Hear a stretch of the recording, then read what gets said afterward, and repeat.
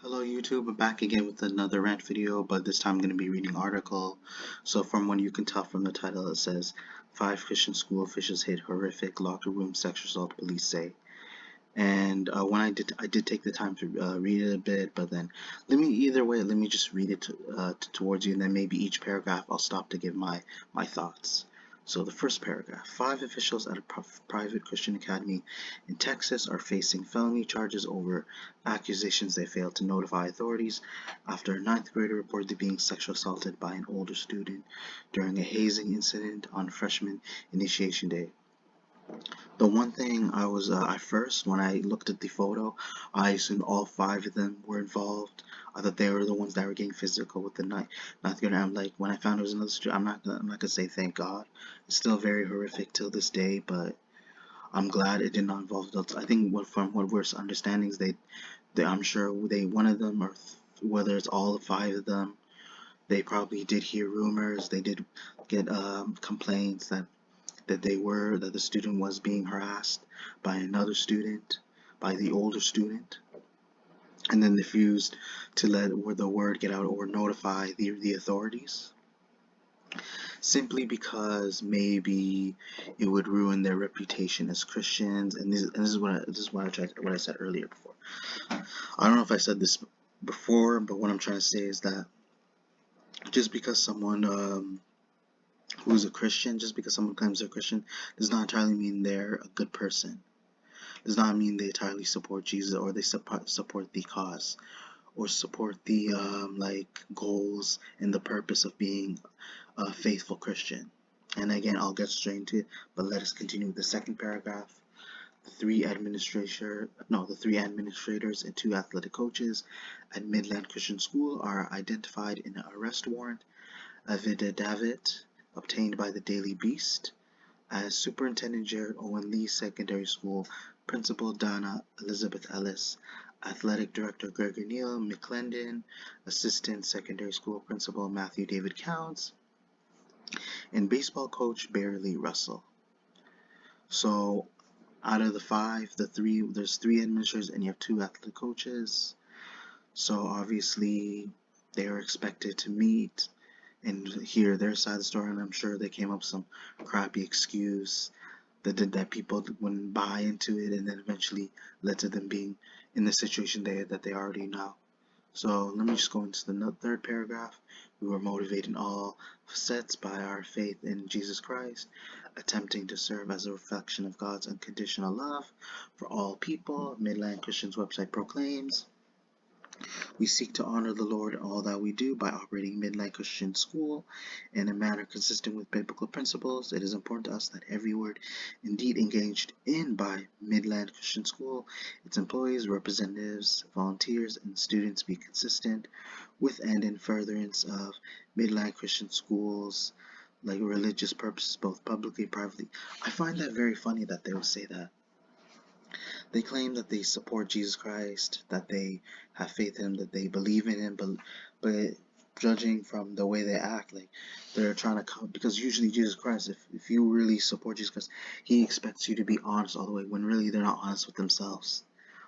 Although they may have not, they in a way they basically disrespect Him and turned a blind eye, and then basically turn behind his back, saying, "Oh, we don't have to agree with everything that he says because we are ourselves. We don't have to be faithful because there are times where we cannot live up to his expectations, so we might as well lie in order to cover our asses." Because you know what that means. Because at least people we can manipulate and convince people that we are still good people, and they can believe that we live in a safe haven. They try to persuade others thinking that they live in a safe haven, whereas when you hear an incident like that where it involves a child, of course, eventually it could lead to a lot of criticism. They feel like they could be trapped in that criticism. They could be held responsible because they feel like, oh, they were not there to provide for the student and look after him, because that's clearly what they weren't capable of doing. Because you know what? They're thinking about themselves in this situation, meaning that they were selfish and were never really advocates of Jesus Christ. Because why? Because they used the name of Christ to basically get some type of gratitude so people can look up to them, so people can see them as basically as an inspiration, where especially if when they hear the name Christ, is that if people who say his name can somehow they feel like people believe that they're living up to his name, on top of using his name to like solidify their actions. And either way, rather than continue to my mumble, I'm gonna go straight to the next paragraph. But the 5 school officials apparently did not live up to those tenets, like I said, following the alleged January attack, which was first exposed by the Midland Reporter Telegram. On January 28th, a detective with the Midland Police Department was notified about a possible sexual assault of a child that had occurred 8 days earlier after baseball practice at Midland Christian. So this took place in a field. In an interview with authorities, the unnamed victim said he had just stepped into the locker room to get changed when the lights were turned off. Someone said it was a freshman initiation day, and a 10th grader began hitting the 9th grader. See, this is how they got it. This is what even led to the 5 administrators, or the 3 administrators, the 2 coaches being investigated in the first place, because you'll notice that a lot of the kids, when they step up and they're willing to speak, when they have a voice, the adults are willing to hear them out and they're willing to listen, because that's really when things start to get serious. If the child is willing to speak up and talk about the incident, and they're brave enough, then it will catch up to the other adults who were involved, who did not say anything, whether if they did not put hands again. It's just that they were too late in responding, and then they refused to care, and not being there for the student again gives him a reason not to trust the school.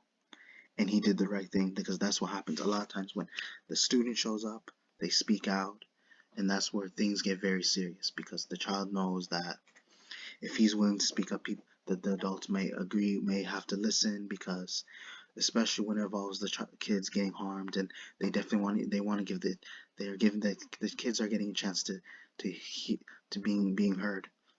So the adults are giving the kids a chance to actually let them speak and use their voice. Now they do have a voice, because it's being taken seriously. The kid feels like he is confident to let them share his side of the story, and they're willing to take it even further and find out who the real culprit is and catch up to them quicker. Besides that, I'm going to continue reading. The ninth grader's hands were pinned down, and he was flipped over onto his back. The affidavit states he was then sexually assaulted with a baseball bat, as other students looked on and cheered. It says, and I'm wondering where are these kids getting this attitude from, this behavior. I don't know if it's within the school. I'm guessing it's from home, but like, and it's supposed to be, the school's meant to be it's supposed to be like I said, a safe haven where kids are supposed to be disciplined. You would think this is considered a Christian school. You know what it is? It's a despicable school. And the fact that I don't understand the kids cheering this on, like, unless they were plotting this from the beginning. It seems like they do, because they seem like that's why they're cheering, because they had plans of doing this from the beginning, earlier, before they decided to do it in the first place. And again, what is so courageous about seeing someone get abused with a baseball bat? Again, that's pretty messed up. Because imagine if they were in that kid's situation, they wouldn't really think about it, because kids these days don't use their brain. They don't really think that far ahead. But you expect the adults to think far ahead and say, oh, if this child is in danger, we might as well step in and be responsible adults, and then avoid any more harm to that child. And again, they clearly refuse to help the child. They refuse to get him, keep him safe, to protect him. They refuse to have him like separate from the crowd. Again, I don't know if they were there. Again, if they were smart, they would have been smart enough to question the students about, especially if there's a crowd, as to what's going on, and then figure who will be punished and who's responsible, and then for those who speak up, they can get some sort of forgiveness. But again, it doesn't look like these students seem like they want to be forgiven, as well as the teachers. The next day, the freshman student told school officials what had happened, and then nothing. So even when they spoke out, nothing really happened, because they didn't really care. Either they're going to say, oh, there was enough proof, or it didn't matter to them, like I said before. So the two of them see each other every day as they are on the same baseball team. The affidavit goes on. On February 11, police investigators showed up at Midland Christian, spoke with Ellis, the principal of the secondary school. She told cops that she was aware of the incident and that it had been documented. However, Ellis said Lee, the school superintendent, was the only one with access to the files. So even with the files, it would have been enough, like, to figure what was going on. So they could have been able to solve the case a lot that much quicker. But considering the fact that they were refusing to take it further, it just shows that they're guilty as well for being advocates, because they didn't care like what happened to that kid, because for them it's like all that matters is that we focus on our reputation and we don't try to get involved, and we can stay quiet, and then people won't ever have to like question us. But then when they start digging deeper, that's when people start questioning them. When Ellis told Lee about the horrific incident, Lee ordered McClendon accounts to conduct an investigation into the incident instead of notifying law enforcement or another state agency, the affidavit explains. But when Lee contacted police on February 14, he refused to answer any questions or provide the documentation to which Ellis had referred, demanding that cops get a search warrant. The warrant was granted and executed the same day. So yeah, in order for the police to actually be able to investigate and to actually be able to enter the property and enter inside someone's property, get access, they pretty much have to get a search warrant within their within their hold, within their local area, within the police department, for them to actually have permission. Because if you don't, then it could be unlawful detainment. It could be considered unlawful uh, action, because they didn't take the precaution, they didn't take the opportunity to wait before doing an investigation and escalate it, because they only do it when they are given the order. Like I said before, is that the police are doing it based on how they are like whoever's in charge, whoever gives the order, that's when they are able to take action. But at the end of the day, like some people, there are cops that do make reckless decisions, but like they're only ordered to show up or to do an investigation when someone tells them, if it is urgent, or when they have the access to and permission. Again, so they can't just simply barge in and act as if they are like as if they pretty much are allowed to do that. But like it's also dependent on the police department, or whoever is in charge tells them what to do is necessary. And let me continue reading. During the search, investigators were given access to notes written by McClendon and accounts that document the incident. According to the affidavit, and emails between all five that were reviewed by police, it was made very clear that a sexual assault had occurred, and the school had a duty to report. The affidavit continues, noting that there were multiple emails exchanged and that several of the administrators refused to report the incident, which is fact. So even if they didn't see it, the more they hear about it and the incident, or if they can, the one thing is they can take the time to check for fingerprints, clues, or any kind of physical contact, and then that's how they're able to trace whether the incident did occur. So all that took is their resource and any kind of like DNA testing, all that, whatever resource they had, they can pretty much easily find out whether it's true or not, whatever, if the incident was actually did occur, and if it did happen, so that they can ensure that whoever is responsible, whoever didn't speak out, they will confront them, and then they will be pursued and then possibly be interrogated. And before that, and before they decide, they have to go to court, and then at that point is when they decide whether they go to jail, because it's also decided by the courtroom what happens to decide on their judgment. And the five were arrested Wednesday and released on bond $5,000. It is still unclear whether they have retained lawyers to speak on their behalf. On Thursday, police arrested a student involved in the alleged attack. Authorities, although they didn't show his face because he's still a minor at that age. they're not going to reveal his face. No further details have been released, and a student who is a juvenile has not been identified. Our school officials have and will continue to cooperate with law enforcement and their investigation. The president of Midland Christian's Board of Trustees told the Reporter Telegram in a statement, "Currently, we have qualified acting administrators to supervise the campus, oversee student activities, support faculty, and maintain the day-to-day operation of the school. The physical, spiritual, and emotional safety of our students is the most important responsibility we bear as educators, and one we take seriously. We appreciate the support and prayers of our Midland parents, faculty, staff, and students as we continually building equipping for Christ." But at the end of the day, they're not a prime. They're all considering they're not a prime example.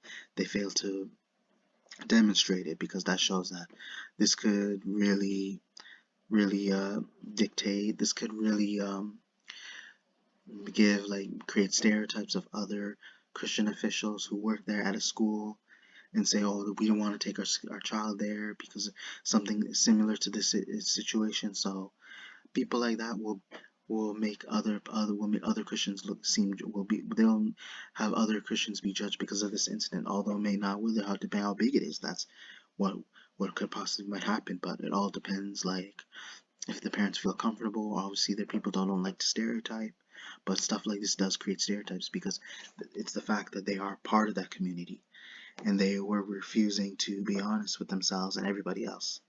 And this could really affect those around them, and possibly people who are involved in those kind of environments and live by those school like buildings. And the allegations in the Midland Christian case are disturbingly similar to those laid out in a 2020 civil suit filed by a student at a public school in the Midland suburb of Greenwood, and administrators there stand accused of covering repeated sexual assault. So they've done this before, apparently. So what I was saying is that this is not something new to them, that they've been doing this before, but just to make themselves feel comfortable, because they don't like speaking out on this, because even if a student was harmed, it's like they don't care, because they care about the reputation, and all that matters. They don't want to be questioned of these crimes, because sometimes when a school has a bad name and they hear a lot of these incidents, it's going to give people reason not to bring their kid to that school, and then they're giving them reason not to bring their kid to that school, because the fact they keep lying about it and putting it behind the past, when really now it's all been revealed, it's come out of the light, and now people are saying, you know what, now this is the reason why we can't trust these people, because how can we trust them with their kids if they're not willing to protect them, in which they fail to do because they don't care. And let me continue saying, which say the school not only tried to sweep the alleged assault under the rug, but that it retaliated by discontinuing a long-standing business relationship with the victim's father. The lawsuit is scheduled to go on trial to September, and I'm sure I'm wondering, I can guarantee the father himself is pretty much, he's in anguish. He's really upset. You can tell him. I can kind of, even if I don't see him, you can kind of see that he is raging inside. Is that it was a big mistake, even trusting in the school, even letting his son go there in the first place. Especially, although we don't know how long they've been lying about these incidents, because at the end of the day, he's going to have to move his son somewhere else safer, so they can have, because it's really going to be hard to trust his son, because it's really going to be hard for him to have to trust people, that to let them supervise his son, especially with schools nowadays, when they're not willing to look after their kid, and they're failing their duty as adults to be responsible, and not caring enough whether it happens to someone young, especially when they are traumatized, and you have to help them follow through it and go through being able to communicate, and just being able to adapt with people, and just feel that someone is willing to support them all the way. And he feels that the school wasn't willing to support them in either way. It's going to build up a lot of rage and anger, and realizing that he's going to have to take some time to think, now that his son is traumatized, where he's going to have to get, where he's going to have him to get his next education. He's going to realize that there's no reason to bring him there, so he might as well take him somewhere else. And again, my heart goes out to them, the father, the son, or the child who's been abused, whoever, whatever. But again, it's a really unfortunate situation again, like, my heart goes out to them, but hopefully he can find some peace as well along with his son.